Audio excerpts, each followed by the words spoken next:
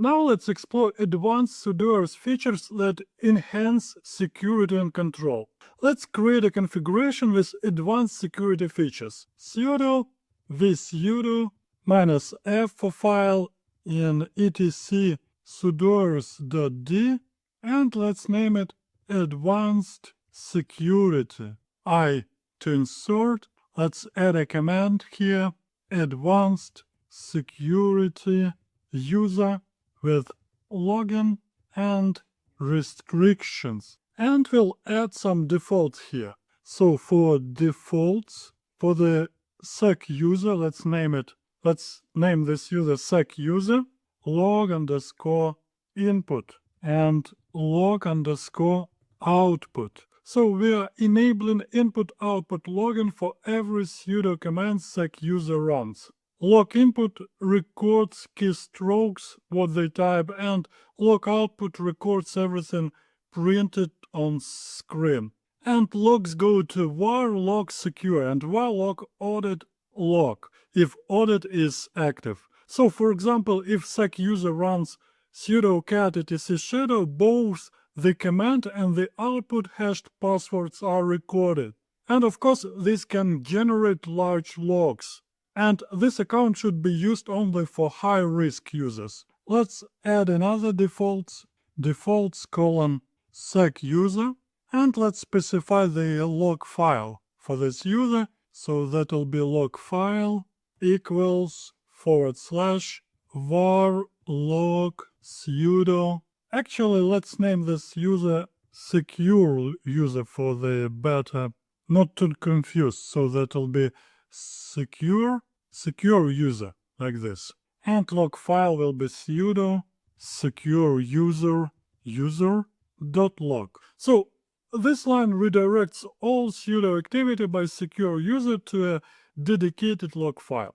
It's easier for auditing, faster incident response, and can be modified by CM tools. Let's go to the next line. Again, defaults secure user, and we'll add the following time stamp underscore timeout equals 5 minutes only. So this limits how long sudo remembers secure user's password to 5 minutes. Default is 5 anyway, but this makes it explicit. For instance, they run sudo htop, enter password, for next 5 minutes, can run more sudo commands without re-entering it. And after 5 minutes, they are prompted again. So again, shorter session here, it's less risk if they walk away from a logged-in terminal. And you can set it to 0 to force password every time. The next line is again defaults for secure user, and that'll be pass wd underscore tries. Let's set it to 2. So I guess it's clear. It limits password attempts to 2 tries before the sudo command fails. And of course it prevents brute force guessing at the terminal. So again, it reduces risk of password spraying. Let's go to the next line, defaults again for secure user. And here we'll specify bad pass underscore message. For example, in double quotes, access denied, incident logged, close double quotes. Now let's add one more block here. Let's name it secure user with command alias. And we'll add the following cmnd underscore command alias. For example, monitoring equals usr bin htop. Then usr, we'll start it with / usr bin iotop. And for instance, usr bin nethops. And finally, usr bin ps. Let's add one more command underscore alias. For example, log underscore analysis for usr bin tail, usr bin head, and usr bin grep, and finally usr bin awk. And one more command underscore alias for for, let's say, save underscore edit, the following usr bin nano var log asterisk, and for usr bin nano, let's say tmp asterisk, and finally the permissions for the secure user on all servers as root no pass wd for monitoring, as well as secure user all root no pass wd for log underscore analysis and save edit.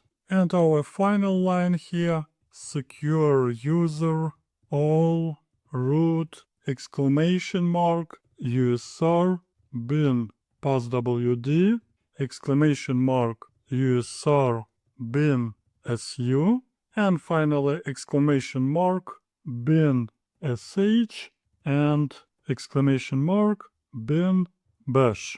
And actually, let's get back to this log analysis line and make it with the password, like so. So to analyze logs or edit files, they must authenticate. And finally, this final rule with exclamation marks here, this is a negative rule, explicitly denies dangerous commands. Even if allowed elsewhere, these are blocked. So they cannot change any user's password, which is huge risk. They can switch to root or other users, so they cannot switch to root or other users with this su command, and they cannot use interactive shells with full root access, such as bash or shell. So this prevents privilege escalation even if they find a way to run sudo.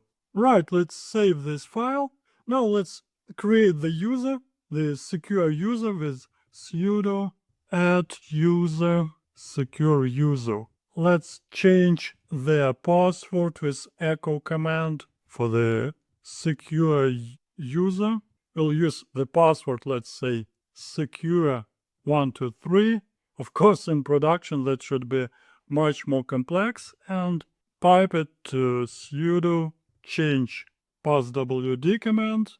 Now let's test. So we'll test the advanced configuration with sudo -c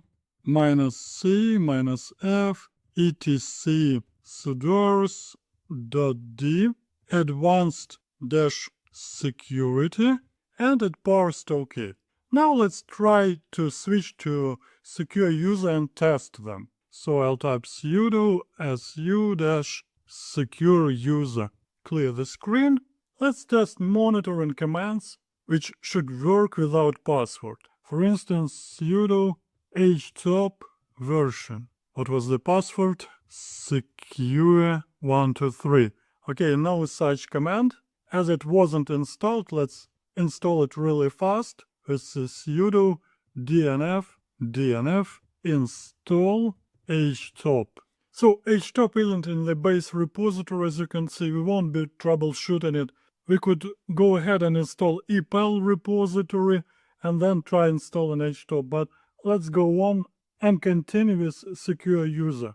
Let's say that we want to run sudo ps aux and pipe it to head -5. So we can run it without password. Now let's test log analysis. This should require password. So we'll type sudo tail var log syslog. And it asks for password. Secure123.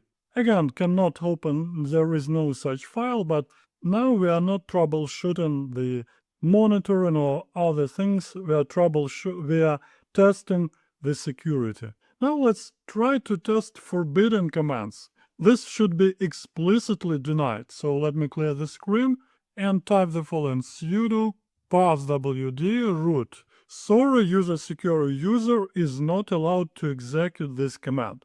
Great. Let's check if login is working.